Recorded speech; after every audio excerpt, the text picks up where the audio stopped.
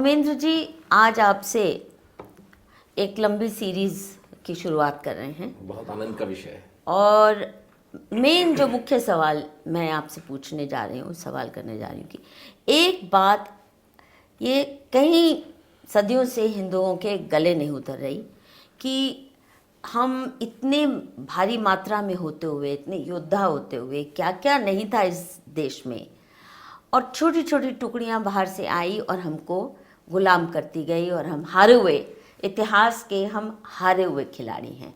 उसके लिए लोग कई किस्म की एक्सप्लेनेशंस ढूंढते हैं कि ये शायद कास्ट सिस्टम था, हम डिवाइडेड थे, हम एक दूसरे को बिट्रे करते थे।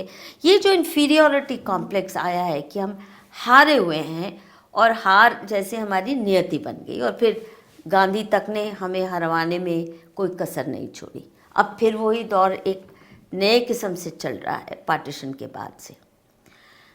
ये जो इतिहास है, कहाँ से ये हार जीत का सिलसिला शुरू हुआ, और क्या हम वाकई हारे हुए हैं कि ये सारा नैरेटिव हमारे खिलाफ मैनेज किया गया है? एक तो ये, और अगर हारे भी जहाँ जहाँ, उसके कारण क्या थे? क्या इसलिए कि ये जो राक्षसी ताकतें आई थी ये हमारी इमेजिनेशन से भी बाहर के जीव थे? ऐसे जीवों से आज तक शायद हमें विश्वास नहीं हो पा रहा शायद कि ऐसे जीव भी क्या दुनिया में मनुष्य की शक्ल में जिंदा रह सकते हैं और राज और हुकूमत कर सकते हैं। तो शुरुआत की करते हैं I think fall of Sindh से। हाँ, वो वहीं से आरंभ हुआ था जी। बिल्कुल सही फरमा रही हैं आपकी। जो दो विषय हैं कि पहली बात तो मैं जिस बात को सिरे से नकारता हूं वो ये है कि हम कभी हारे, क्योंकि यदि भारतवर्ष पर एक दिन भी इस्लाम का पूर्ण एकाधिपत्य हो जाता तो हम हिंदू बचते ही नहीं। इन 10 वर्षों में पर्शिया का ईरान हुआ, 17-18 वर्षों में मेसोपोटामिया का इराक हुआ, इजिप्शियन सिविलाइजेशन आपके सामने, आंखों के सामने, विद इन डेकेड्स, ये सब डेकेड्स के अंदर समाप्त हो गई थी। 1400 साल से हम आज 100 करोड़ कैसे हैं? एक तो बहुत सरल सी गणित अगर हम लगाएं, it's not a question of hypothesis, आप एक सिंपल सी गणित लगाएं कि 100 करोड़ हिंदू इतने नरसंहार के बाद कैसे हैं आज जीवित, तो तर्क बुद्धि से बिल्कुल स्पष्ट सिद्ध होता है कि हमारे पुरखों ने भयानक रक्त रंजित संघर्ष किया था। वो सही है, पर ये भी भूलना नहीं चाहिए कि इंडिक सिविलाइजेशन ईरान से फार ईस्ट तक थी और आज हम शायद 20% बचे हैं उसका, जो जिसको हम तो हमने खोई है, वो तो लैंड भी खोई है, लोग भी खोए हैं, and by some estimates nearly 80 million Hindus have been slaughtered. के हिसाब से तो हम 8 करोड़ हिंदू मारे गए। नहीं, मैं बात दूसरी कर रहा हूँ। मैं कह रहा हूँ कि वो 8 करोड़ बैठ के गर्दनें लगा के नहीं बैठे थे कि और काट जाओ। सही बात। वो युद्ध में मारे गए लोग हैं, वो वीरगति को प्राप्त हुए लोग हैं। उनके त्याग और बलिदान के कारण आज सनातन धर्म जीवित है जी। तो ये पूरी की पूरी बात कहना कि हम हारे थे, ये एक बड़ी से बड़ी चालबाजी, जो गोबेल्स का सिद्धांत था कि एक झूठ को आप 100 बार कहें तो वो सत्य बन जाता है। मैं और किसी को दोष नहीं देना चाहता। मैं स्वयं 2 साल पूर्व तक, जब तक मैंने मेवाड़ के महाराणाओं का इतिहास नहीं पढ़ा था, मैं मानता था कि प्रताप जो है वो एक भगोड़े थे, वो एक अति साधारण किस्म के राजा थे, बहादुर थे, लेकिन इतने प्रज्ञावान तो नहीं थे। मेरी मति घूम गई जब मैंने प्रताप का जीवन पढ़ा कि उन्होंने उस समय की कितनी बड़ी साम्राज्यवादी शक्ति, इस्लामिक शक्ति अकबर से लोहा लेके उसको दिवेर के युद्ध में पराजित किया। लेकिन असल जो चोट अगर मैं मानूं वो तो ये हुई ना कि मुझे तो दिवेर का नाम ही 2 साल पहले पता चला है। सही बात है। और ये जो भुलाने की बात है, ये तो पोस्ट 1947 का षड्यंत्र है। मैं निवेदन यही कर, क्योंकि फोक मेमोरी में ये सब चीजें जीवित थी। और बात भुलाने की भी नहीं है, मैं तो इसको इरेजर, ये झूठ फैला। देखिए मैं एक सर्जन हूं, मैं मेरे रोगी को मैं ये नहीं कह सकता कि तुझे कोई बीमारी नहीं तो ठीक हो जाएगा।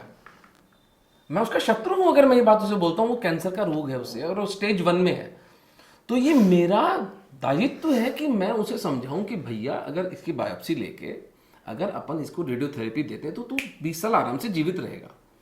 और यदि उसकी परिवार की इच्छा, उसकी उसकी स्वयं की जो सुनने, वो जो सत्य सुनना नहीं चाहता, मैं उसे मीठा मीठा बोलूँ, नहीं नहीं यार ये तो छाला है, तो ठीक हो जाएगा, तो चिंता मत कर, दवाई खा।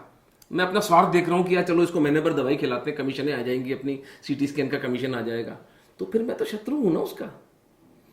तो ये जो इतिहासकार और ये जो वो जो आप बात कह रहे हैं ना कि एज अ फिजिशियन अगर आप सच नहीं बताते क्योंकि आप मीठी बात करना चाहते हैं, वो बहुत mild form of unprofessional conduct होगा। यहाँ तो सुनियोजित ढंग से केवल झूठ बोला नहीं गया, इंजेक्ट किए गए वो वायरस जिससे जेनोसाइड हो। बिल्कुल ठीक बात। They have committed cultural genocide, civilizational genocide, educational genocide. So that I fully agree. Now let's start with the first. Let me finish that thought process, Sure. the thought line of thought कि किसी प्रज्ञावान व्यक्ति ने कहा है lies have consequences. कोई मैं झूठ बोलूंगा तो उसका परिणाम होगा। आप मित्र मुंह करके आपकी पीठ पे क्या हो रहा है, आपको श्रद्धा रखनी पड़ेगी मुझ पर। अगर मैं ही आपको धोखा दे रहा हूं तो आप उसकी कीमत चुकाएंगे। यानी मान लीजिए पीछे से सांड आ रहा है, आपको तो नहीं पता, आपके महेंद्र जी सब ठीक है, मैं कहूँ हाँ मधु मैम ठीक है, सब ठीक है, कॉन्सिक्वेंस कौन भुगत रहा है मेरे झूठ का? आप भुगतेंगे। तो मैं ये कहता हूं कि हिंदू समाज को ये समझना पड़ेगा कि जिन वामपंथियों ने, जिन तथाकथित इतिहासकारों ने हमें झूठ बोला है, उसका मंतव्य क्या था? उसका मंतव्य ये था कि आपको और हमें हीन भावना से भरा जाए और हमें कैपिटुलेट, समर्पण करवा दिया जाए एक ऐसी निशंस कल्टिश हत्यारी फिलॉसफी के सामने, जेनोसाइडल कल्ट, इस्लाम का एक ही डिस्क्रिप्शन हो हमारा समर्पण करवा दिया जाए, हमारी बच्चियों की इज्जतें लुटती रहें और हम एक ऐसे हाथी के समान, जो है तो बड़ा बलशाली लेकिन जिसे मदिरा पिला के आपने पटक रखा है, उसको छोटी छोटी चींटियां निबल कर लेंगी, आज नहीं 2 महीने 6 महीने में वो हाथी मारा जाएगा। तो हमारे lies have consequences. That is why lies should be countered as vehemently as possible or even more and than the vehemence with which they have been propagated. Lies अगर सार्वजनिक जीवन में बोली जा रही हैं, प्रॉब्लम ये ना कि हम लोग झूठा सा समाज हो गए, रघुकुल रीति सदा चली आई, प्राण जाहू पर वचन न जाई। ये कोई तुकबंदी नहीं थी तुलसीदास जी की। वचन, सारा ट्रेड, सारा का सारा व्यापार, सारा बेटी बहू का रिश्ता, सारा परिवार वचन पे चलता है। तो वचन और वाक सरस्वती का तो यार शब्द ब्रह्म है, शब्द को ब्रह्म कह रहे हैं हम, और शब्द ही झूठ बोल रहे हैं। तो जिन्होंने लिखित झूठ कर किया है, अपनी प्रोफेशनलिज्म को बिट्रे किया है, उनको नंगा करके उनके खिलाफ एक इंक्वायरी चलाना मेरे जीवन का ध्येय है। उन लोगों को एक्सपोज करना मेरे जीवन का ध्येय है। मेरी तो जानकारी मैम देखिए बहुत सीमित है, मैं तो सिर्फ मेवाड़ के महाराणाओं का सत्य इस विश्व तक हिंदुओं के समाज के सामने लाना चाहता हूं कि 1100 साल एक परिवार बिना रिसोर्सेस के, बिना धन के, बिना संपदा के, बिना मैन पावर के, 500 आदमी 20,000 की सेना से भिड़ गए। आज वो परिवार कहाँ है? उनके वंशज हैं जिनको कि आपने ये प्रचारित किया यहां पर हमारे समाज में 46 के बाद कि राजपूत हारे थे, झूठ। राजपूत नशा करते थे अमल का, झूठ। राजपूतों ने अपनी स्त्रियों को सती करवाया, झूठ। तो जब एक समाज पर सतत 300 साल तक ये आक्रमण होता रहेगा तो वो इंट्रोवर्ट हो गए, वो अंतर्मुखी हो गए। नहीं, पर वो लिनियज अभी जिंदा होगी वो तो है, लेकिन मैंने जैसे निवेदन किया, अब एक किसी भी राजस्थान के राजपूत से मिलेंगी तो वो आ गए नहीं उसमें। He has been introverted. बोला ठीक है यार, अगर आप लोगों को अपना धर्म का ठेका निभाना है, हमारे पुरखों ने तो कुछ भी नहीं किया, ठीक है। तो उसकी जो ट्रांसजेनरेशनल मेमोरी है और पौरुष की, वो है तो सही, लेकिन वो कॉन्फ्लिक्ट में है, क्योंकि वो पढ़ता तो ये है कि यार हमारे तो पुरखे हारे थे। नहीं, और दूसरा उसके बाद आपने ये अंग्रेजी शासन में और मुगलाई शासन में आपने डिज़ाम भी कर दिया, आर्म्स नहीं रखने की इजाज़त अंग्रेज़ों ने भी छीन ली। सो आप डिज़ाम भी कर दो, झूठ भी पिलाते जाओ। But I think before we get on to the story that starts with the fall of Sindh, it suddenly occurs to me, ये जो झूठ का सारा दौर चला, क्योंकि इस्लामी तो इस सब कामों को फख्र समझते थे। उन्होंने नहीं झूठ बोला, उन्होंने तो खूब छाती उनका चौड़ी moral compass ही करके, है, उनका moral मॉरल compass कंपस है, वो मजहब के दीन की कर रहे थे, खिदमत के खिदमत लिए कर कुछ रहे भी थे, करो आप, हाँ। और वो खुल के कहते हाँ, वो खुल थे। के ये लेफ्टिस्ट ने सिखाया, और सारे इस्लामिस्ट पोस्ट इंडिपेंडेंस इसीलिए लेफ्टिस्ट खेमे में आ गए, क्योंकि सच को झूठ बदलने में मार्क्सवादियों इनका जैसा जवाब नहीं कोई है। सानी है नहीं, क्योंकि ये पूरी तरह से इनका तो जीवन ही झूठ है ना, जीवन ही इनको झूठ पता है है। कैसे किया जाता है। हाँ, ठीक तो है भैया। इट्स नॉट अ कोइंसिडेंस, चाहे इप्टा हो, मतलब इनके कल्चरल फ्रंट्स हो, सारे मुसलमानों से भर गए। हाँ, The entire cultural front of communist parties, the intellectual fronts, the academic fronts, they're all dominated by Islamists. वो तो बॉलीवुड में भी आप देखिए। But So- remember one more thing here which is pertinent to this discussion कि 47 से लेके 77 तक 5 शिक्षा मंत्री भी शांति दूत थे। शांति दूत थे। मदरसा छाप आजाद, जिसकी कोई फॉर्मल एजुकेशन नहीं थी, वो हमारा शिक्षा मंत्री था। जी। This is a dirty joke. नहीं, पर इसका भी अंदरूनी क्या गेम था, जैसे नेहरू ने क्यों चुना और कैसे नेगोशिएट किया होगा, वो भी 47 के तुरंत बाद। ये कैसे हुआ होगा, कैसा क्या ब्लैकमेल था नेहरू के साथ, क्योंकि नहीं, किसी लिहाज से देखिए, किसी लिहाज ये से just educationally he didn't fit in, he didn't fit in terms of political orientation that was needed for free India. Liberal भी नहीं है वो, leftist तो छोड़ो. So there must be some internal game that must have gone behind getting that man, because they negotiated it. How did they do it? This history needs to ये be. जो एक empirically जो Hindu mind को मैं समझ पाया हूँ, उसमें एक मेरी थीसिस है, उसमें हाइपोथेसिस है, वो ये है कि हम लोगों को ये मान्यता है कि हम इवन इसमें संघ भी इसमें शामिल है, इसमें कि हम इनको इंसान बना सकते हैं। नहीं, इंसान बनाया ना आपने, तो उनको अपने ऊपर राज करने दिया फिर से। नहीं, देखिए, आई डोंट बाय वो दैट. वहां पर जब I don't buy You can that. humanize I'm saying them. this. Let's give them power. No. It doesn't work like that. अच्छा, तो जो पोस्ट इंडिपेंडेंस 47 से 77 के बीच में भी हमारे 5 शिक्षा मंत्री शांति दूत कैटेगरी के हैं। उसमें मदरसा छाप आजाद है, MC चागला है, नूरुल हसन है, हुमायूं कबीर है, फखरुद्दीन अली अहमद है। तो ये किसी साजिश के तहत हुआ, किसी षड्यंत्र के तहत हुआ, या ये सहजता से हुआ, अज्ञानता से हुआ, मुझे इस बात से मतलब नहीं है। नहीं, मुझे तो है. हाँ, मतलब झूठ। I think that history needs to be probed seriously and thoroughly. I- Why did they target for that? ठीक बात। And what went behind It's that to be investigated. negotiation, It must be especially मदरसा छाप जो मुलाना आजाद आजाद थे, था जो, हाँ। क्योंकि कोई तुक ही नहीं बनता, और उस वक्त कांग्रेस में इतने धिम्मी लोग नहीं थे, जी। और सभी ने Right, हाँ, सही। सभी ने शांति से इसको स्वीकार स्वीकार कर कर लिया। नहीं हो सकता। आप गलत जैसे करते हैं। गांधी ने कांग्रेस को ब्लैकमेल करके नेहरू की नियुक्ति की, हम्म। कोई यहाँ नहीं भी कोई चाहता blackmail था। हुआ होगा। 100% Congress was in favour of Patel, और नेहरू की नियुक्ति होती ठीक है। बात है। इसी किस्म से नेहरू के कैबिनेट में नहीं थे धिम्मी इतने। अगर उन दिनों की पार्लियामेंट्री डिबेट ही पढ़े आप, दे आउटस्टैंडिंग, एंड आई हैव हाँ। read those years ठीक of बात, parliamentary. तो वो इतना स्वीकार किया होगा उन्होंने, शांति से ऐसा हुआ नहीं होगा.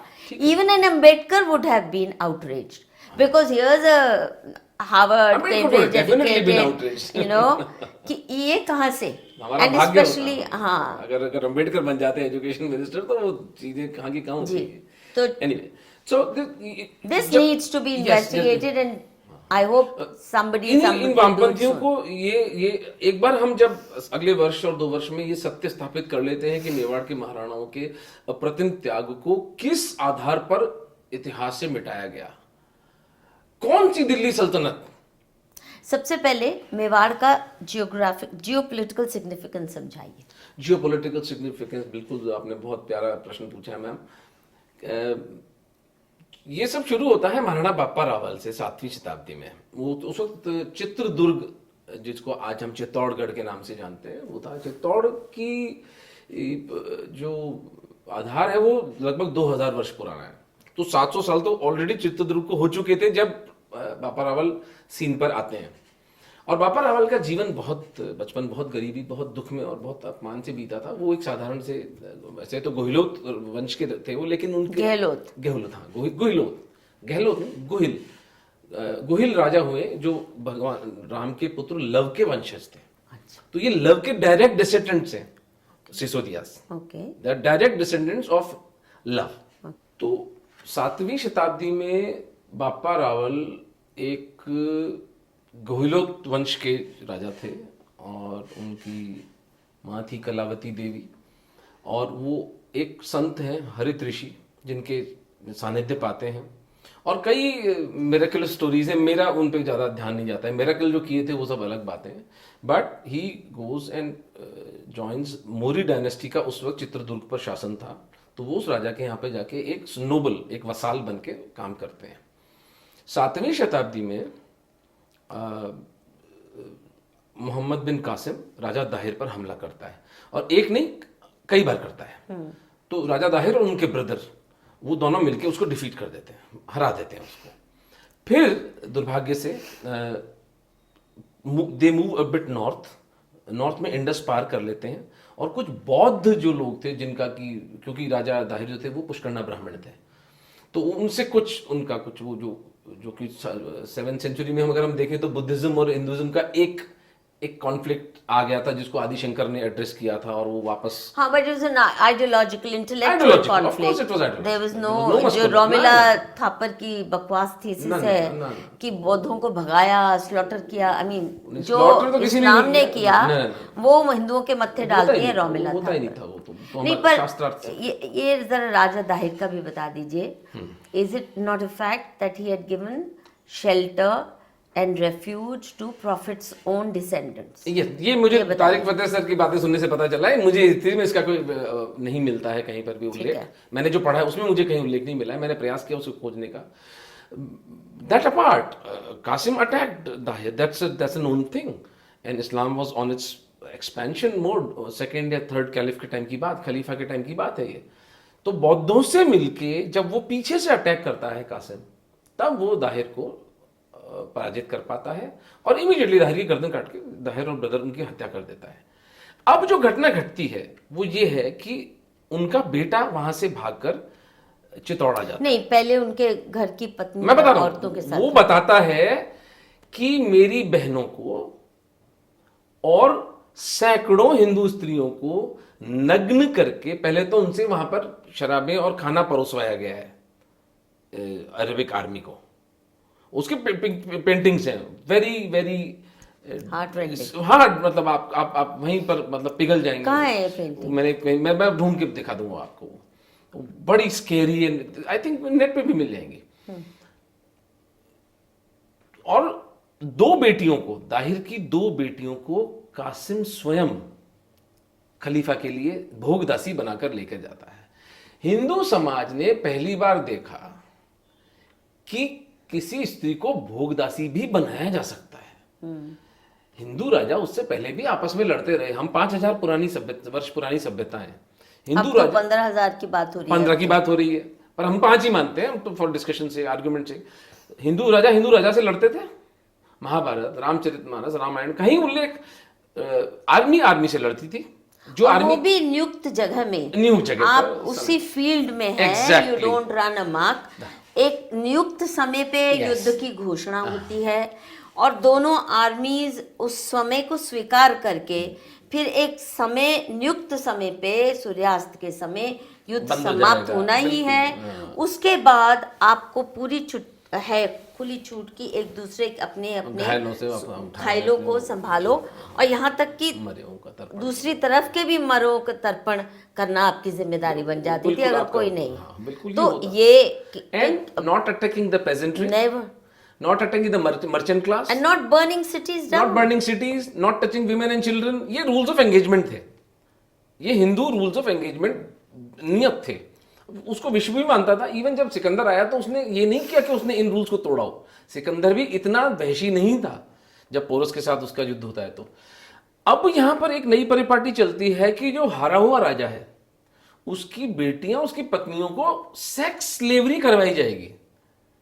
ये बात और बेचा जाता है अरब के। वो तो बाद में पता चला हमें, लेकिन सेक्स स्लेवरी तो हमारी आंखों के सामने की राजकुमारियां, नो लेस हैरम में लेके नो गए। Less than the princesses of Sindh were taken as sex slaves.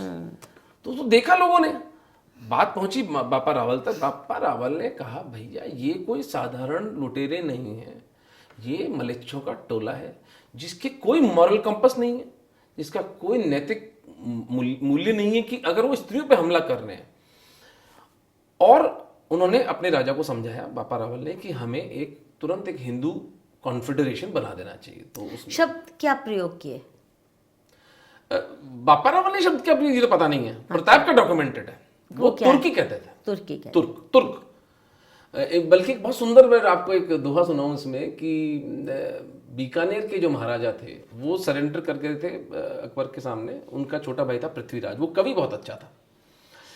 तो इस अकबर ने, ये अकबर जितना नीच लेकिन कोई राजा हुआ नहीं है। अकबर पे हमें एक सेपरेट एक डिस्कशन करना पड़ेगा कि अकबर इतना गंदा क्यों था, क्यों मेरी एक स्पेशल घृणा है उसके प्रति। और अकबर द ग्रेट करके जिसे पढ़ाया जा रहा है उसे अकबर द डिबॉच करके हमें पढ़ाना चाहिए। सबसे वाइल्ड एंड हिडियस कैरेक्टर हमारी हिस्ट्री अगर कोई है तो अकबर था। इसने झूठ खबर फैलाई कि प्रताप सरेंडर की सोच रहे हैं।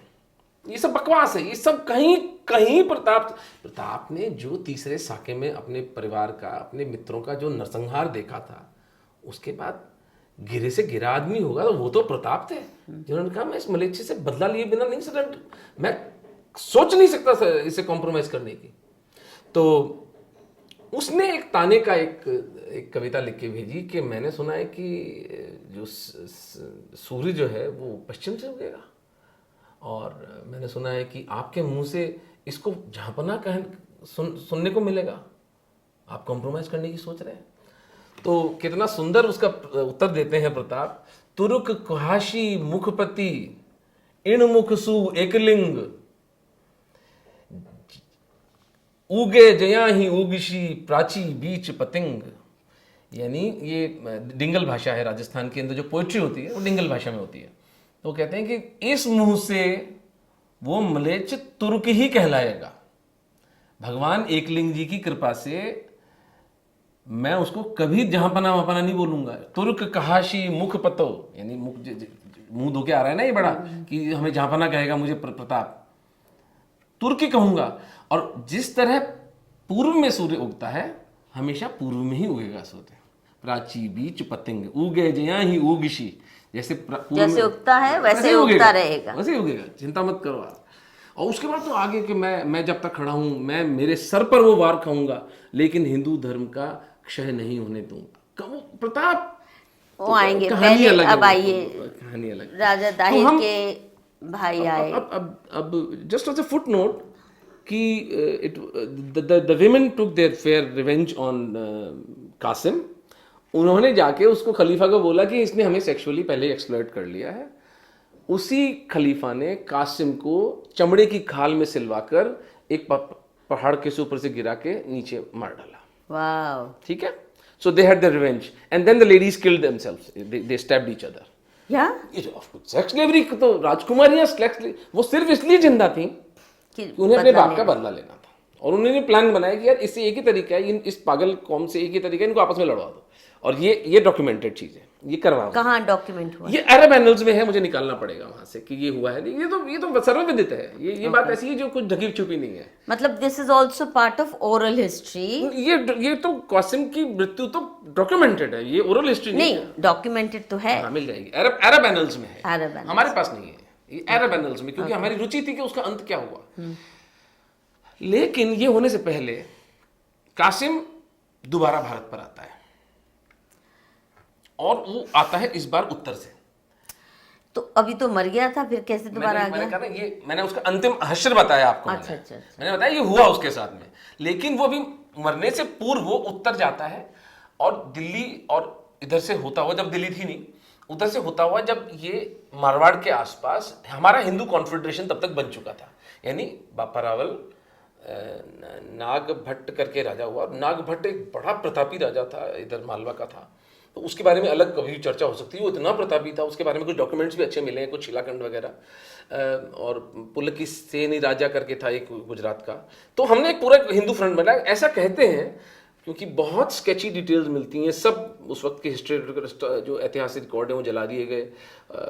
कैसे जला वो दिए ये यूनिवर्सिटियों बोल दो। में जो हमारी नालंदा नहीं में मतलब नालंदा तो इससे पहले जल चुके थे। नालंदा 13th सेंचुरी में, सॉरी, नालंदा, तक्षशिला, ये विजयशिला, सब रिकॉर्ड्स हमारे थे जो जला दिए गए।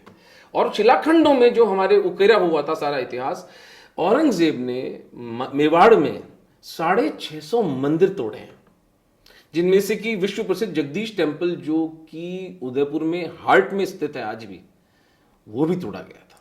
नहीं, और सबसे बड़ी बात है because temples apart from other things they were centres of learning. History की तो ये जो एक फैलाई जाती है कि हमने कुछ लिखा ही नहीं तो इसका मतलब हुआ ही नहीं होगा, ये हरवंश मुखिया का अभी कुछ ही दिन पहले आर्टिकल था इंडियन एक्सप्रेस में राम मंदिर को लेके। गजब की गट्स हैं इनकी। हाँ, बिल्कुल नकटे हैं पूरे। क्या कहते हैं कि तुलसीदास जितना बड़ा राम भक्त तो कोई था नहीं, बिल्कुल। और तुलसीदास के जमाने में ही ये बाबरी विध्वंस हुआ। सुनो वो कहते हैं क्योंकि तुलसीदास ने कुछ कहा नहीं तो इसका मतलब विध्वंस नहीं हुआ। नहीं तो वो जरूर कहते, पर गुरु नानक कह चुके थे। बाबर के बारे में गुरु नानक ने थोड़ा लिखा है, but has describe. Tulsidas ji तो अकबर के समकक्ष थे ना, तो No, I'm sorry, I'm mixing up.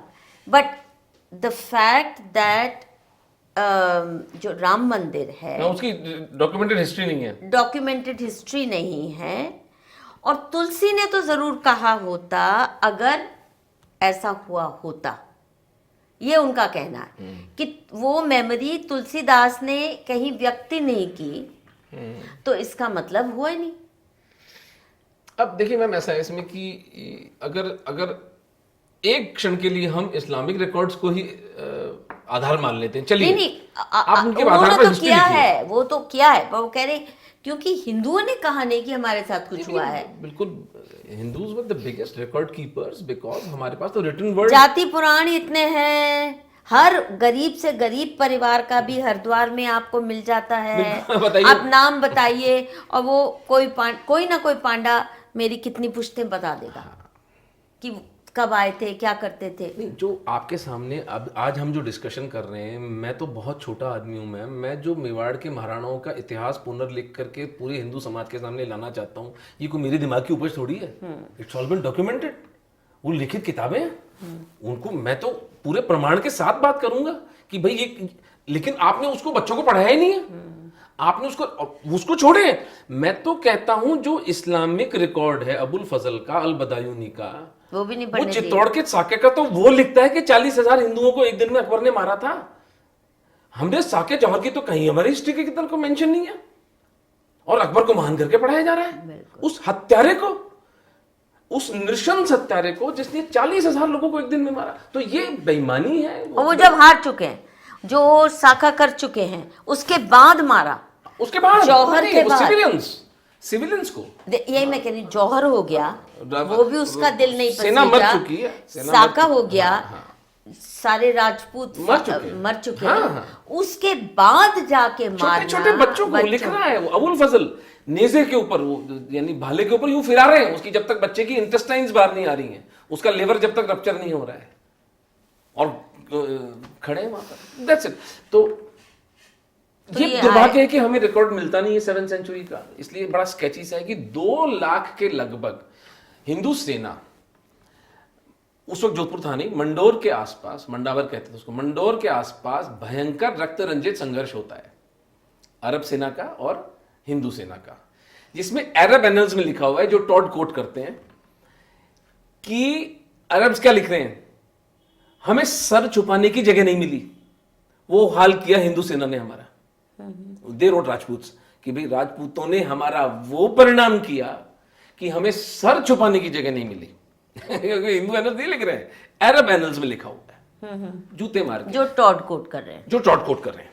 तो अब वहां से भगाते भगाते बाप्पा रावल कासिम को ईरान तक छोड़कर आते हैं। मतलब खदेड़ के आते पूरा खदेड़ते हैं, और फिर आते वक्त वहां पर 100 किलोमीटर पर राजपूतों की चौकियां बिठाकर आते हैं।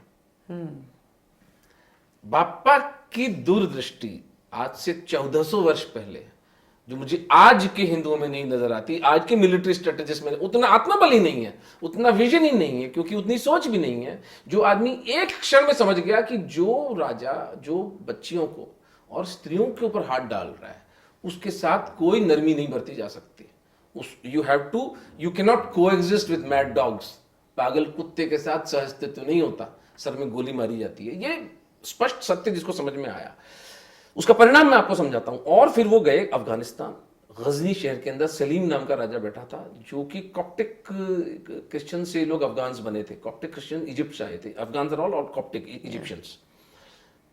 उसको पीटा, हराया और वहां अपने भतीजे को बिठाया।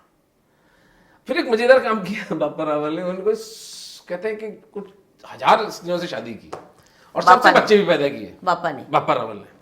और वो आज जो ये नौशेरा पठान है, they are all direct descendants of Bappa Rawal. Do they recognize? No they can't, because Bappa came back, he had to come to Chittor. इन सब पठानों का जो नाम पड़ा उनकी माताओं के नाम पर पड़ा।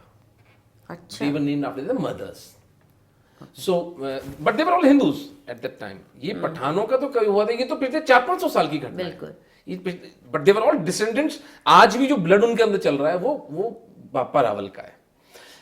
अच्छा, 30-35 साल बापा रावल चित्तौड़ पर शासन करते हैं। वो आने के बाद में उनकी प्रसिद्धि इतनी हो गई कि जो मोरी राजा था उसको उन्होंने अपदस्थ करके वो स्वयं राजा बन गए।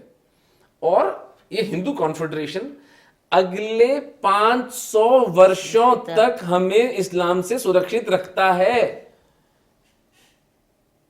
The first defeat of a Hindu king happens in 1192 in Second Battle of Tarain. Yeah. But the 500 years between the interim, 500 years. At the time when Islam was spreading elsewhere, It was and stopped here. यहाँ रोक दिया genociding गया। everywhere. Sindh के आगे, Indus के आगे नहीं आने नहीं दिया। आने दिया 500 साल। That was Bappa Rawal. And his vanshaj. His vanshaj, but the tradition, क्योंकि देखिए एक बात जो मैं विलक्षण मैं पाता हूँ, जब मैंने महाराणा राज सिंह जी तक, इनकी जो 17वीं 18वीं शताब्दी तक मैंने स्टोरी पढ़ी है, मुझे एक बात में बड़ी जिज्ञासा हुई कि इतने कट्टर हिंदू वैल्यूज कहाँ से आई इनकी। तो मैं समझता हूं, और मैं तो थोड़ा खोज भी की है, कि एक बहुत स्ट्रॉन्ग इंडोक्ट्रिनेशन सिस्टम भी था हमारा, कि जो राजकुमार होता था उसको हिंदू बनाना, एंकरिंग, मॉरल जो भी एंकरिंग, मतलब that's the right word, that's the right moral anchoring, Anchoring. Ethical anchoring, और जो सारा नोशन ऑफ किंगशिप, वो जो भीष्म पितामह का जो सारा वो राजा legacy के ऊपर जो जिम्मेदारियां, राजशाही। दैट शैया पे, मृत्यु शैया पे जब वो बोलते हैं, तो इट्स नॉट जस्ट, और वो जो बातें हैं, यू सी अभी जो टीवी सीरियल होलकर आ रहा है अहिल्याबाई, नहीं मैं अच्छा नहीं मैं इसलिए कह रही हूँ कि इस समय काल तक भी आके हाँ notion of kingship in India, ruler-ruled relationship in India, in Hindu dharmic tradition, is so different from the Western Europe connotation, yeah. और इस्लाम का तो भूल ही जाओ, but certainly even European, कि राजा का प्रजा के साथ का जो रिश्ता है, और इसीलिए आज भी राम राज्य को इस साइड करते हैं, तो वो महाभारत काल से चला आ रहा है। और वो जहां भी हिंदू राजा रहे अनडिस्टर्ब, चाहे केरल में up to 20th century they were observed. Mysore का राजा, he was observing precisely those norms, which is why they are known as the most enlightened rulers. yes. तो ये बात बहुत विलक्षण है कि हिंदू धर्म के प्रति प्रगाढ़ आस्था, और 1 मिलीमीटर भी जगह ग्रांट नहीं करना इस्लाम को। ये मेवाड़ के महाराणाओं में, मैं 1100 साल तक ये जो फाइट करती है फैमिली, वो उस फिलॉसफी को 1 मिलीमीटर जगह ग्रांट नहीं करते। अच्छा, ये अब बताइए, ये फैमिली का थोड़ा सा इतिहास, नाम, बैकग्राउंड, और कितने इसमें। हाँ, बापा रावल के बाद में 3 राजा होते हैं, खुमान 1, खुमान 2 एंड खुमान 3। खुमान उनका नाम था और ये लगभग 150 साल का इंटरम जिसमें 3 They are direct descendants. Direct descendants. मैं डायरेक्ट डिसेंडेंट्स की बात करूंगा अभी। And you said बापा रावल की ancestry link होती है लव, लव से। भगवान राम के जो बेटे थे लव, लाहौर जिनके नाम पे बसा हुआ है। और बापा रावल जब गजनी में सलीम को हराकर अपने भतीजे को बिठाकर आ रहे थे, तब सारा का सारा ये जिसको आज जो खैबर पख्तूनख्वा है पाकिस्तान का, जो पंजाब है पाकिस्तान का, दिस ऑल हिंदू किंग्स। तो वो सब उधर पर ये कॉप्टिक जो अफगान्स थे इन्होंने अटैक शुरू कर दिए थे। वहां पर ये एक किला बनाकर आते हैं और उससे 200 साल तक पंजाब के अंदर हिंदुओं की रक्षा होती है। इतना विजनरी आदमी था ये सब 35 साल की लाइफ में इस आदमी ने अकम्प्लिश कर लिया बापा रावल ने।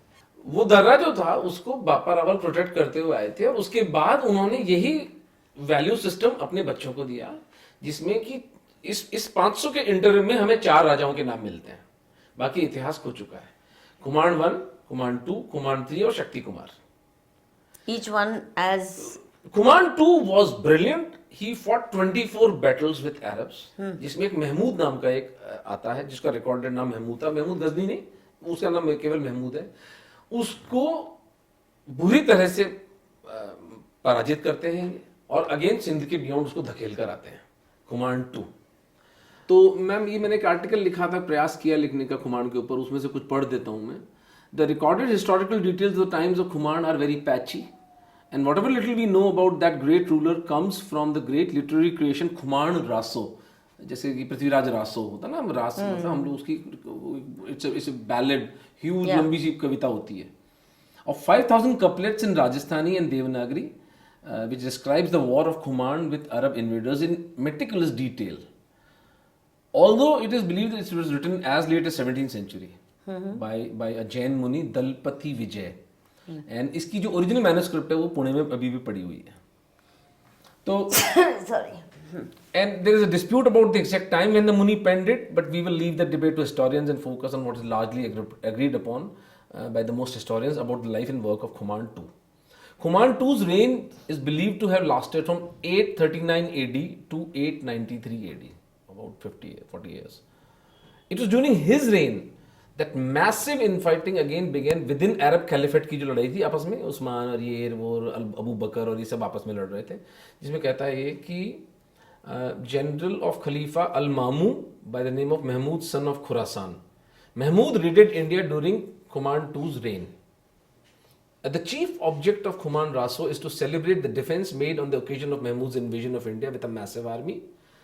Raso catalogues the princes who aided Kuman, thus forming the, ये कहते हैं हिंदू आपस में यूनाइटेड नहीं थे। That is conclusively broken by every Mewar Maharana सांगा के साथ पूरी की पूरी जयपुर, जोधपुर, ग्वालियर, उज्जैन, एक जो जयचंद कहाँ का था, एक बुंदेलखंड, सब जगह की आर्मी थी। In fact one of the reasons कहते हैं जो लॉस ऑफ सांगा खानवा जो बाबर से हुआ वो ये था बिकॉज इतने डिस्पैरेटेड ग्रुप्स थे कि एक सेंट्रल कमांड नहीं था, एक जो थ्योरी हिस्टोरियंस रखते हैं सामने। तो ये झूठ चलता है कि हिंदू यूनाइटेड नहीं थे। अब ये जो मैं नाम बताने लगूं, गजनी से गहलोत आए, टाक आए असेर से, मडोलिया से चौहान, चालुक्य आए रसीरगढ़ से, सेठ भंडर से जिसकेरा, Khairvi from Mandor, Mangrols from Makwana, Kachhawas from Narwar, ये पूरी एक टेक्निकल डिटेल है। ये सारे इकट्ठे आए, ये आए, सब नाम लिखे हुए हैं वहां पर उस किताब में। Todd describes the line and reign of each of these royal houses with whatever he could lay his hand on, reading through inscriptions and the recorded Hindu annals.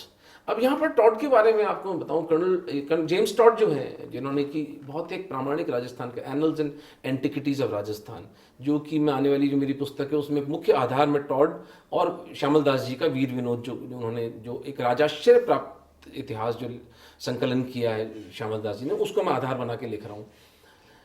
लेकिन टॉड की महानता देखिए, एक अंग्रेज आदमी भीषण गर्मी और सर्दी और वो सब सहते हुए घोड़े पर बेचारा किसी मंदिर में, कभी रणकपुर जा रहा है। मेवाड़ की टेरेन अगर आपने देखी हो ma'am, it's very difficult to traverse the terrain, and उसकी जो है वो सारी हिस्ट्री वो फर्स्ट प्राइमरी सोर्स नहीं है, बल्कि मैं तो कहूँगा टर्शियरी सोर्स है। उसके साथ एक यति दास जी करके एक जैन साधक थे, वो उसको गाइड करते थे। तो पहले तो संस्कृत से हिंदी किया गया, जो शिलाखंड मिले इनको टूटे फूटे। एक कहानी बड़ी इंटरेस्टिंग है टॉड की, कि टॉड कुछ जब ट्रांसफर यहाँ से वापस इंग्लैंड जा रहे थे, तो चित्तौड़ के बहुत महत्वपूर्ण कुछ शिलाखंड वो अपने साथ अपने जहाज में लेके जा रहे थे, जिनका उन्हें अनुवाद करवाना था। दुर्भाग्य से वो जहाज रेड सी में वो जहाज में तूफान आया, और उसने कहा कि जो गैर आवश्यक सामान है उसको फेंकना पड़ेगा समुद्र में, वरना जहाज डूब जाएगा। वो सारी जो हमारी शिलाखंड है वो समुद्र के गर्त में पड़ी हैं।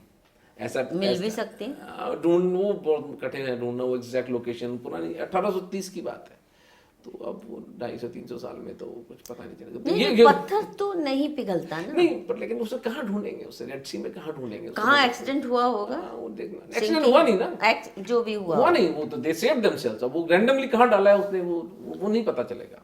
इतने बड़े रेड सी में कहाँ, मतलब एक बात है कि कैसे इतिहास खो जाता है। और इनका टर्शियरी सोर्स हुआ, पहले संस्कृत से हिंदी में ट्रांसलेशन, हिंदी से इंग्लिश में, फिर उसको डॉक्यूमेंट करता था ये आदमी।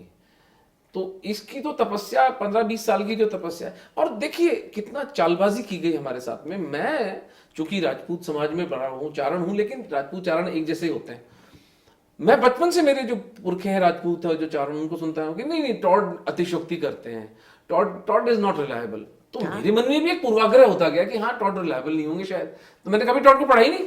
क्यों कहते थे नहीं रिलायबल है? क्योंकि टॉड से 2-3 मिस्टेक्स हुई हैं, हाँ। जो कि ब्लंडर्स कह सकते हैं। जैसे उन्होंने मीराबाई को महाराणा कुंभा की पत्नी बताया है, तो वो एक ऐसी चीज है जो स्वीकार्य नहीं है, और वो तो बहुत जैसे कि उन्होंने सलीम को बैटल ऑफ हल्दी घाटी में मानसिंह मेन एंटागोनिस्ट नहीं है, सलीम है, जबकि सलीम उस वक्त 6 साल का था। तो वो कुछ 2-3 बातें उनकी, अच्छा, लेकिन अच्छी बात यह है कि वीर विनोद में श्यामल दास जी बहुत क्लियरली कॉन्ट्राडिक्ट करते हैं टॉड को, like any historian would do कि यार ये डेट शायद उनकी गलत है। यानी अधिक से अधिक जो बातें हुई हैं गड़बड़, वो हुई हैं, आप कालखंड की बात कर सकते हैं कि किस समय की बात, 10 साल 20 साल 25 साल आगे पीछे चले गए। Because he is using folk memory. He's not only and folk memory, but third tertiary source. He is not reading it directly ना। आज अपन भी सेकेंडरी सोर्स पर ही है। आज आपन में लिखने बैठेंगे तो वो शिलाखंड अपने सामने समझ में नहीं आ रहा क्या लिखा हुआ उसमें। राजसमंद की जो तालाब है उस पर 25 शिलाखंड अभी लगे हुए हैं, जिनमें जो राज प्रशस्ति, जो रणछोड़ भट्ट तेलंगा लिखित साहित्य है, वो सारा उकेरा हुआ है। मैं चैलेंज करता हूँ, आपको समझ के बता दो संस्कृत। उसके लिए एक विद्वान चाहिए आपको जो उसको इंटरप्रेट कर सके आपके लिए। और इस समय में विद्वान वो संस्कृत को जानने वाले, ये जो एमए संस्कृत वाले थोड़े पढ़ पाएंगे। ये कोई मेवाड़ का कोई पुराना आदमी होगा जो कहेगा कि ये लिखा हुआ है इसमें। वो तो चलिए, वो तो ऑलरेडी दे हैव ट्रांसलेटेड, वो तो हो गए। लेकिन कितने शिलाखंड ऐसे हैं जो इन मलेच्छों ने हमारे बर्बाद कर दिए, तोड़ दिए। एक मैं उदाहरण देता हूँ, कुंभा के समय पे गुजरात का महमूद शाह, मुजफ्फर शाह आता है, इधर आबू से होता हुआ वेस्टर्न साइड से अटैक करता है, और वहां पर माता का एक मंदिर था जिसको माना जाता था कि कुंभलगढ़ के ऊपर उसका आश्रय है। जब तक वो माता का मंदिर सुरक्षित है तब तक कुंभलगढ़ को कोई फतेह नहीं कर सकता, और वो वाकई नहीं हुआ था। उस माँ की मूर्ति को और वहां शिलाखंडों को वो चूर्ण में परिवर्तित करता है, और वहां के लोकल हिंदुओं को मजबूर करता है खाने के लिए उसको। ये डॉक्यूमेंटेड इन्होंने श्यामल दास जी ने करा है वीर विनोद में। कौन सी हिस्ट्री का वीर विनोद का अंग्रेजी अनुवाद हुआ है क्या? नहीं मैम, जहां तक मेरी जानकारी है वो नहीं हुआ है। ये वीर विनोद है। अच्छा, ये मेवाड़ के इतिहास का इससे एलाबोरेट डॉक्यूमेंट कोई नहीं। किस 1870 में लिखा गया? ठीक है, सज्जन सिंह जी महाराज थे। तो इसका मतलब ये भी काम है जो किसी न किसी को जल्दी से करना चाहिए। इसके 4 वॉल्यूम्स हैं, जिसमें इन्होंने पहले वाले में, जो मैं आपको आज बापा रावल खुमान की कहानी सुना रहा हूँ, इसमें प्रताप की, तो जितनी डिटेल में आप बता रहे हैं इससे ज्यादा होगी ना इस किताब में। तो और क्या बताते हैं? काम की बात मैंने निकाल ली बापा रावल ने, और कुछ क्या बताते हैं? बापा रावल के बारे में एक और बात जो समझ में आती है वो ये थी कि वो एक आध्यात्मिक किस्म के व्यक्ति थे, और वो जो तलवारें उनकी और वो उनका भार था और वो सब तो एक है, बट लार्जली जो इंस्टीट्यूशनल रिस्पॉन्स इस्लाम को उन्होंने दिया कि 500 साल तक हम सुरक्षित रहे इस माफिया से, वो बापा रावल का क्रिएशन था पूरा का पूरा। और उसी चीज को खुमान 2 कैरी करते हैं और वो शक्ति कुमार तक वो सिलसिला चलता है। उसके बाद हमें कुछ पता नहीं चलता है। 1192 में बैटल ऑफ तराइन में पृथ्वीराज चौहान का मेवाड़ से क्या संबंध था कि पृथ्वीराज चौहान की बहन मेवाड़ के महाराणा समर सिंह जी की पत्नी थी। तो पहले बैटल ऑफ तराइन में इसी शहाबुद्दीन मोहम्मद गौरी को जूते मारे थे समर सिंह जी और पृथ्वीराज चौहान ने मिलकर के। भूल इनसे ये हुई कि उसे जीवित छोड़ दिया। कितने लोग लेके आया था वो? मैंने डिटेल नहीं पढ़ा क्योंकि पृथ्वीराज चौहान पर मेरा अधिक काम है नहीं मेरा। मैं समर सिंह जी की कहानी पढ़ रहा था, वो बहुत मार्मिक है। समर सिंह जी को जब सेकंड टाइम जाना पड़ा, उनको प्रेमोनिशन हो गया था। नहीं पूरा बताइए ना, ये समर सिंह का और पृथ्वीराज जी का आपने रिश्ता तो बता दिया। हाँ। अब जरा ये पृथ्वीराज चौहान की जो गाथा है, जितना हिस्ट्री जानते हैं रिकॉर्ड से, और मैंने ज्यादा नहीं पढ़ी नहीं, पर समर सिंह जी की हिस्ट्री में नहीं, पर उसका लोक साहित्य फोक मेमोरी में जो वो चंद्रबरदाई ने जो एक चारण थे उन्होंने लिखी है पृथ्वीराज रासो जी जानते हैं, हजारों श्लोकों को दोहों की और उसकी छंदों की पर वो भी उनके काल में नहीं लिखी गई, वो भी डिस्प्यूटेड है। हाँ बिल्कुल सही कह रही हैं आप, बिल्कुल सही कह रही हैं। उस पर डिस्प्यूट है कि कब लिखा गया, किसने लिखा, चंद्रबरदाई ने लिखा भी कि नहीं लिखा, और उसको कोट करते हैं हम लोग। पृथ्वीराज चौहान जो मैं अभी तक जानता हूं उनके बारे में वो ये है कि सेकंड बैटल ऑफ तराइन के बाद में समर सिंह की भी हत्या हो जाती है। समर सिंह को मार डाला युद्ध में, सेकंड बैटल ऑफ तराइन। उसी ने मारा गौरी ने मारा। लेकिन पृथ्वीराज चौहान तो पकड़े जाते हैं, लेकिन समर सिंह पकड़े नहीं जाते हैं, वो युद्ध में मारे जाते हैं। नहीं, पर ये जो कहते हैं 16 बार आया, 17वीं बार दो बार 16 वाला सेकंड में हम हार गए थे, सेकंड में ही हार गए। और ये जो कहते हैं कि इट्स बिकॉज वो विलास में अपनी पत्नी के उसमें लग गया था और भूल गया था, और व्हेन his father-in-law invited नहीं गौरी, ये नहीं सही नहीं बुलशिट, ये कुछ दम नहीं है इस बात में, क्योंकि तो ये कहाँ से आती है कि उनके फादर-इन-लॉ ने बुलाया था क्योंकि वो भागे थे, एलोप किए थे संयोगता के साथ। एक ह्यूमन टेंडेंसी है ना, किसी को गद्दार, किसी को देशद्रोही बनाना सबसे सरल काम है। नहीं, but you're sure this is not? No, I'm relying on what Sanjay Dikshit ji has done, a full 1 hour program on this. Achha. And I haven't even watched it, so but ये है कि my deduction is based on this premise that immediately after he murdered Prithviraj Chauhan, he went ahead and attacked Kannauj and killed Jaychand also. There was no alliance between Jaychand and Mohammad Shahabuddin Gauri, क्योंकि जयचंद का नाम वैसे ही मीर जाफर की तरह लिया। वो मीर जाफर का भी तो संजय सर ने प्रूव कर दिया ना कि he was saving Hindus from Nawab Sirajuddaula. लेकिन क्योंकि मेरे बंगाल की हिस्ट्री पे कोई कमांड नहीं, इसलिए मैं उसके बारे में इधर उधर की बात नहीं कर रहा हूँ, मैं सिर्फ संजय सर को कोट कर सकता हूँ। We can always collaborate. But coming back to Mewar, Samar Singh ji के देहांत के बाद भी मेवाड़ का सूर्य अस्त नहीं होता है, यानी मोहम्मद शाहबुद्दीन गौरी आता चला जाता है, क्योंकि ये तो लुटेरे थे, इनके पास जब पैसा खत्म हो जाता था, इनको जब गुलाम चाहिए होते थे, औरतें चाहिए होती थी, हमारे आते थे, लूट के चले जाते थे। इसके बाद हमारे वामपंथी एक झूठ इजाद करते हैं, उस झूठ का आविष्कार करते हैं, सो कॉल्ड दिल्ली सल्तनत। अब ये कैसी दिल्ली सल्तनत थी मुझे बताए कोई, जिसके एटलीस्ट 4 मेरे पास रिकॉर्डेड उदाहरण है। मेवाड़ के महाराणाओं ने 4 सुल्तानों को, तथाकथित सुल्तानों को 6-6 महीने अपने यहां पर कैद रखा चित्तौड़ में। अब ये जो दिल्ली सल्तनत नाम का सफेद झूठ, आप अभी गूगल करें तुगलक की रेन, मतलब देख के मुझे लगा, मेरे खून खोल गया। मैंने कहा तुगलकाबाद, नहीं rain, if you look at the map that's what India, I mean. It's extending from Afghanistan right to Tamil Nadu, huh? Which is a lie for the simplest reason that during that time we had one Maharana Hamir Singh who had at least 2000 square miles of Mewar under his control. It's not shown. Oh. It's not shown. Gujarat was free. It's shown as under suzerainty of Tughlaqs.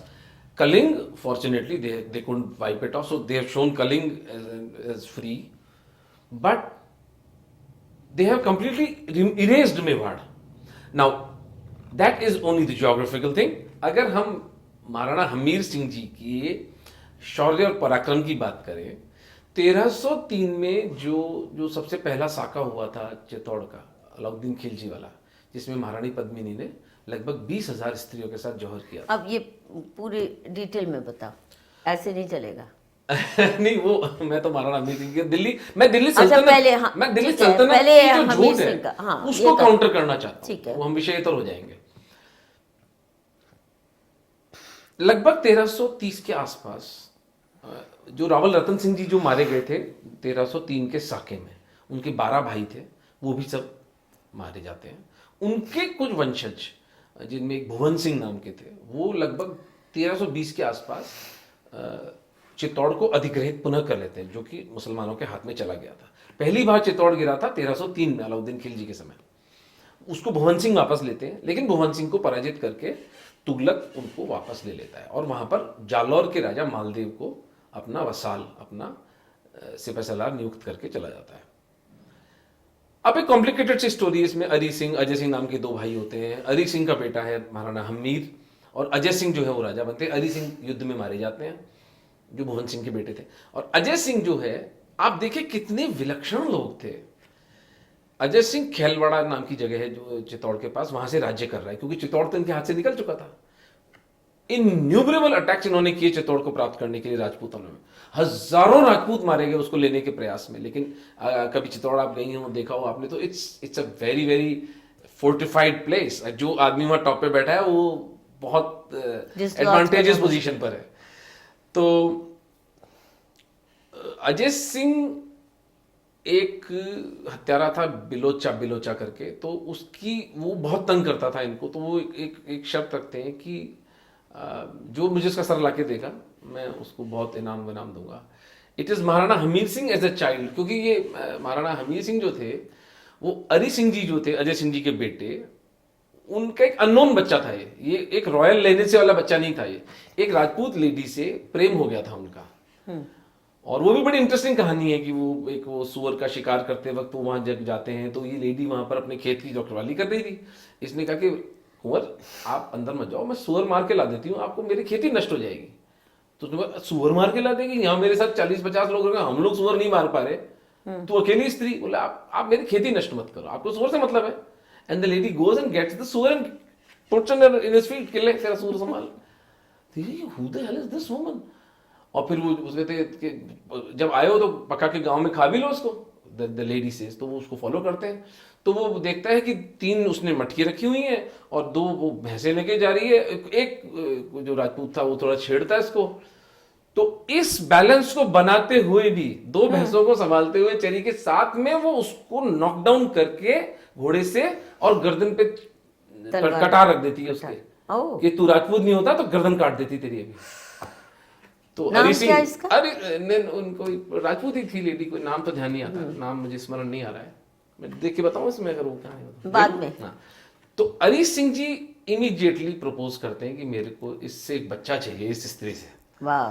तो वो राजपूती थे, तो महाराजा हरी सिंह जी जो है royal blood तो है ही, तो लेकिन this lady is kept secret because ये रॉयल ब्लड की नहीं थी। ठीक है।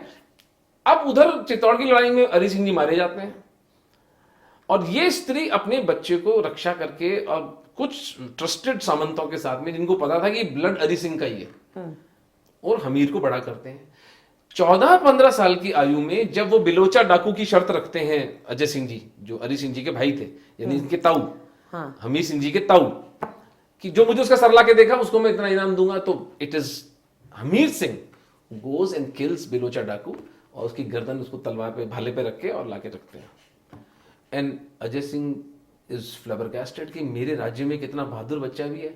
And then that lady appears कि ये आपका भतीजा है, ये हरी सिंह का बेटा है। It's like it's surreal, movie जैसा चल रहा है कुछ। श्यामल दास जी ने लिखा है तो मैं उसको काउंटर भी नहीं कर सकता। और हमीर सिंह की story I think one of the most fantastic stories है अगर देखा जाए तो, एंड कंप्लीट नाम ही मिटा दिया गया है, कोई किसी को नहीं पता, 2 साल पहले मुझे भी नहीं पता था, तो मैं किसको क्या दोष दूं। अब अजय सिंह की ग्रेटनेस आती है कि उसके जो 2 बेटे हैं उनको वो कहता है कि you don't deserve to be the king of Mewar, Hamir it is Singh Hamir who, देखिए आप, Hamir is nominated the king by Ajay Singh. दोनों बच्चे उनके नाराज होके वो महाराष्ट्र चले जाते हैं। सिसोदियाज का जो छत्रपति शिवाजी महाराज हैं वो उन दोनों बच्चों की संतान है। अच्छा, दैट्स व्हाई दे ना सिसोदिया कहते हैं ना, Chhatrapati Shivaji Sisodia blood, that's how Ajay Singh के जो बच्चे जिनको की राज्याधिकार से वंचित कर दिया था उन्होंने, because there was a more deserving candidate in Hamir Singh, both the princes went there, they started their line there, and Chhatrapati Shivaji Maharaj was a Sisodia. wow.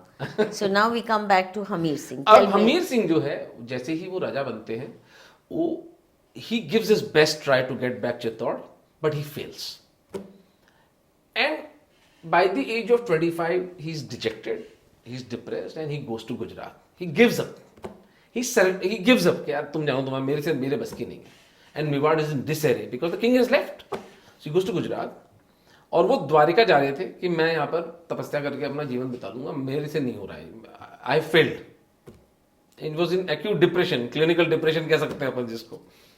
वहां उनको एक हमारी पूर्वज बरवड़ी देवी चारणी मिलती हैं और वो कहती हैं बरवड़ी देवी नाम है उनके नाम पर, आज भी चित्तौड़ में मंदिर है।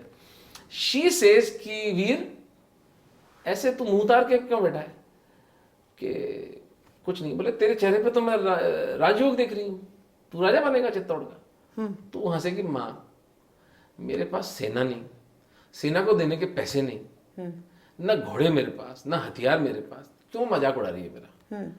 देन शी सेज कि तू वापस कैलवाड़ा जा, वहां जाके तेरे को विद इन 2 months मेरा भाई 500 घोड़े लेके तेरे पास आएगा। Imagine how rich that lady was, and she had some occult powers that she could see this. And second thing she says is कि एक unexpected जगह से तेरे पास शादी का प्रपोजल आएगा, उसको मना मत करना, मेरा वचन स्मरण करके उसको तू हाँ कर देना उस प्रपोजल को। ये 2 बातें याद रखेगा तो तुझे चित्तौड़ के आधिपत्य से कोई नहीं रोक सकता। So he contemplates and he says कि यार खोने को तो कुछ है नहीं, चलो कैलवाड़ा वापस चलते हैं। But the lady was very convincing. 2 महीने में उनका भाई जो है बीरू वो 500 घोड़े लेके आ जाता है। उस 500 घोड़े से they start building up there army, ठीक है। और वहां पर एक घोड़े की घुड़सवार भी, घुड़सवार नहीं, घुड़सवार तो वहां मिल जाते थे, घोड़े नहीं थे ना, बेसिक तो अरबी घोड़े, मन ही नहीं था, भाला डालने लोहा डालने का पैसा नहीं था, दैट वाज प्रॉब्लम, रेवेन्यू सारी खत्म हो चुकी थी। सो he then starts contemplating an attack on Chittor, which is under Maldev of Jalor, ठीक है, who's hostile, who's serving Mohammad bin Tughlaq, the Tughlaq dynasty जो थी ना, जो दिल्ली सल्तनत की, मैं सारी कहानी वहां लेके जा रहा हूं। उसकी जो एक बेटी थी वो बाल विधवा थी, तो मालदेव की उसने सोचा यार इसकी शादी अपन हमीर से करते हैं। हु नोस कल को हमीर अगर कुछ बनता है तो अपने फॉर्च्यून्स अपन इससे अलाइन कर लेते हैं, इधर तुगलक के साथ तो अपन अलाइन नहीं, let us align with Hamir also. Hamir के पास जब ये प्रपोजल आता है तो उसको एक ही बात याद आती है बरवड़ी देवी की, कि मोस्ट अनएक्सपेक्टेड क्वार्टर से तेरे पास एक मैरिज का प्रपोजल आएगा, वो गेम चेंजर होगा तेरे लिए, वो तो उसको मना मत करना। तो बाकायदा वो इसमें लिखा है, इसमें मीटिंग होती है, बोलते कि मुझे तो बरवड़ी माता ने बोला था कि वो कहने मेरे को, मेरी आत्मा तो नहीं मान रही है कि मालदेव की बेटी से मैं शादी करूं, जो हमारे कुल का हत्यारा, इतने लोगों का हत्यारा, ये वो। तो सब सारे सामंत कहते हैं कि नहीं, अगर बरवड़ी माता ने कहा है तो आप प्रपोजल को हाँ कर दो। So it's a very interesting story how they go to Chittor, get married to this woman, and this woman because of her extremely intelligent persona and character, she says कि आपने मुझ बाल विधवा से विवाह किया है, मैं आपको चित्तौड़ का राजा बना के ही दम लूंगी। She kind of goes against her own father and says कि आप एक फलाना नाम का नौकर है, उसको मांग लो इनसे दहेज में, तो नाम भूल रहा हूँ उसका, तो वो दहेज मुझको मांग लेते हैं, बोले and then Maldev also understand कि यार ये कोई चाल चली जा रही है, बट इट्स ठीक है ले जाओ। And then because with the help of that person, क्योंकि उसको चित्तौड़ के जो सैनिक थे वो पहचानते थे, वो रात के टाइम जाता है, उसे आवाज लगाता है अरे मैं हूँ भाई, रामदेव ऐसा कुछ नाम था उसका, तो गेट खोल देते हैं, गेट खोलते थे, समीर एंटर्स विद हिज 5000 छोटी सी आर्मी, और चित्तौड़ में उस वक्त जो मालदेव के जो 2-4-500 लोग थे उनको मार के ही टेक्स चित्तौड़। अब मालदेव जो है ये भागता है तुगलक के पास, अच्छा, और तुगलक के पास जाके बोलता है कि मेरे साथ तो ये छल हुआ है, यद्यपि वो मेरी बेटी का मेरा जवाई है, लेकिन मैं उसको हटाना चाहता हूँ, मारेंगे नहीं उसको, लेकिन चित्तौड़ तो मुझे चाहिए। और उसका बेटा बनबीर, मालदेव का बनबीर और एक बेटा और, वो 3 जने दे। तो इनकी joint forces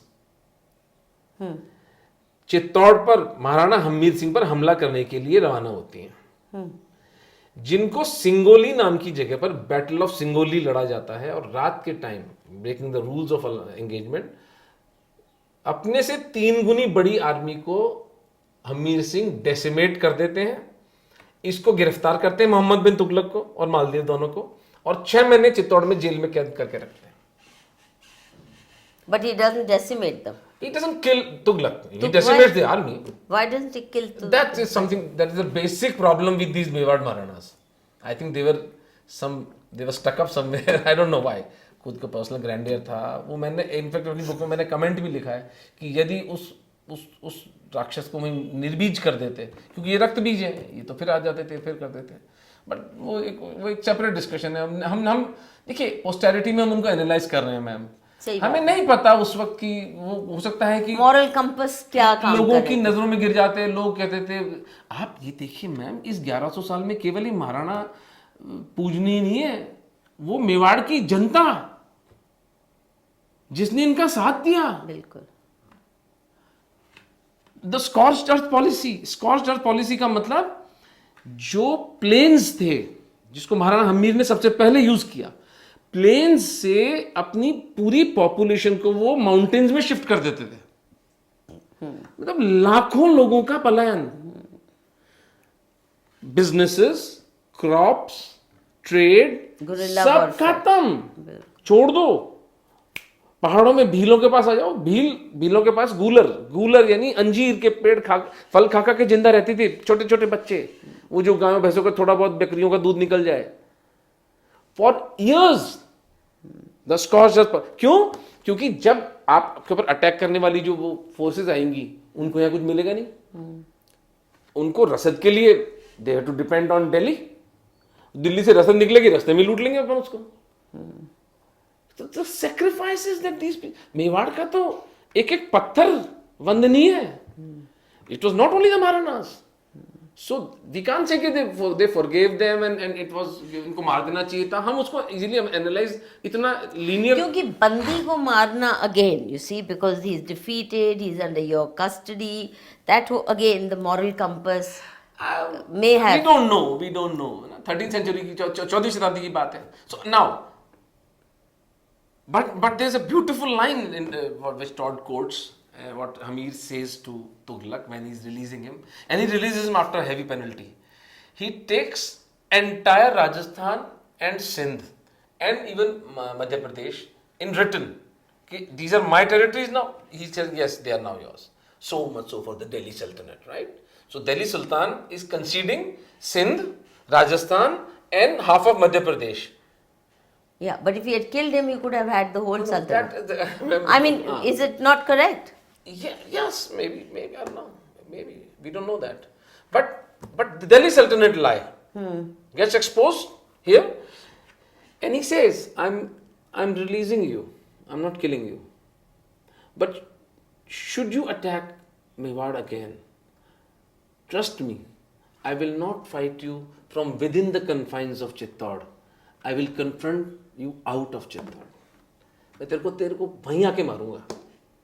That's, and then he, I think this should be quoted. I should read this from this book. So I'll first read that line where he says to Tughlaq, and what first the penalties. After suffering a confinement of 3 months in Chittauड़, he says 3 months, nor was liberated till he had surrendered Ajmer, Ranthambore, Nagaur, Shivpur, besides paying 50 lakh of rupees and 100 war elephants. ये कौन दे रहा है? Mohammad bin Tughlaq, the Sultan of India, is giving to a petty king of Mewar. Hamir would extract no promise of secession from further inroads, but contented himself with assuring him that from such he should be prepared to defend Chittor not within but without the walls. कि अगली बार तू यहाँ आया तो मैं चित्तौड़ के अंदर बैठ के नहीं लड़ूंगा तेरे से, मैं बाहर खुले में आके लड़ूंगा तेरे से. Banbir, the son of Maldev, offered to serve Hamir, who assigned the district of Neemach, Jiran, Ratanpur and Kerad to maintain the family of his wife in becoming dignity. And as he gave the grant, he remarked, ये सुनने लायक बात है, हमीर ने क्या कहा उसको, क्योंकि अब तक तो वो तुगलक और मुसलमानों की सेवा कर रहा था ना. This is very moving. Eat, serve and be faithful. You were once the servants of a Turk, but now of a Hindu of your own faith. You were once, for I have but taken back my own. मैंने जो चित्तौड़ लिया है ये मेरा ही था. The rock moistened by the blood of my ancestors. इस किले की एक एक चट्टान मेरे पुरखों के खून से रंगी हुई है. The gift of the deity I adore, and who will maintain me in it, जो मुझे यहाँ राजा बना के रखेगी. Nor shall I endanger it by the worship of a fair face as did my predecessor. Maldev ने तुगलक की करी थी ना, कि सिर्फ गोरी चमड़ी देख करके तुम उसको, मैं नहीं करूंगा ऐसा कुछ भी. Banbir shortly after carried Bhaisarorgarh by assault, and this ancient position guarding the Chambal was again added to the glorious Mewar. The chieftains of Rajasthan rejoiced once more to see a Hindu take the lead, paid willing homage and aided him with service whenever required. Hamir Singh ruled Mewar for 60 years. Wow. The most critical period of Mewar was ruled by Hamir Singh when he regained Chittor. He filled the khajana of Chittor because by divine intervention, as if the Divine Mother was preparing us for the next 500 years of war with Islam, because it was his son Kshetra Singh, then his son Lakha, then his son Mokal, then his son Kumbha, then his son Raimal, then Sanga, then Uday Singh, then Pratap, then Amar Singh, then Karan Singh, then Jagat Singh, and then Raj Singh. इस पूरी series को last तक पैसे की कमी नहीं आने दी गई, बिकॉज हमीर सिंह ने इतना सोना, इतनी वेल्थ इकट्ठी कर ली थी कि इतनी जनरेशंस तक लड़ाई चलती गई.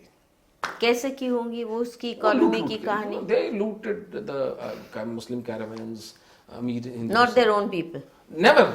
ये तो मान सिंह ने भी नहीं किया. मैं जो जयपुर के राजपूतों की बात कर रहा था कि मान सिंह ने भले अकबर के लिए लड़ाई लड़ी, लेकिन कभी भी नगर नहीं लूटे उस आदमी ने. वेल्थ को, हिंदुओं की वेल्थ को, हिंदुओं की स्त्रियों को, it was Jaipur Rajputs who preserved. Todd here says he was also a great patron of art and the kind of buildings he made. Hamir Garh आज भी है. Hamir died full of years, leaving a name still honored in Mewar as one of the wisest and the most gallant of her princes, and bequeathing a well-established and extensive power to his son Khet Singh.